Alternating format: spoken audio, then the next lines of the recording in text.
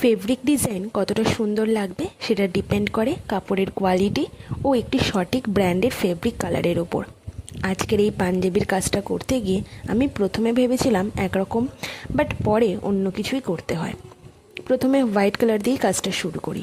দুকোট দেওয়ার পরও দেখি পুরো রঙটা কাপড়ে টেনে নিয়েছে। এবার তোমরাই বলো, এতটা কাজে যদি 3-4 বার কোট দিতে হয় তবে কিভাবে সম্ভব? তাই পরে আবার সেই ব্ল্যাক দিয়েই কাজটা শুরু করি। এক্ষেত্রে কাজের শেষে গোল্ডেন টাচ দিয়েছি। আর যে পাঞ্জাবিটা দেখছো, এটা আমার একজন পরিচিত আমায় করতে দিয়েছিল। পাঞ্জাবিটা দেখে প্রথমে ব্ল্যাক কালারটাই আমার মাথায় আসে।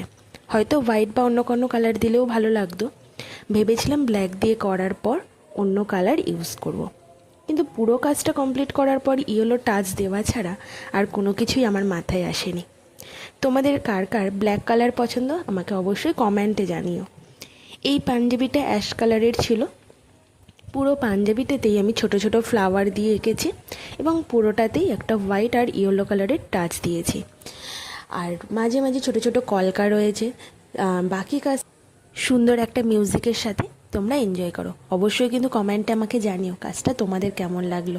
দেখা হচ্ছে নেক্সট ভিডিওতে।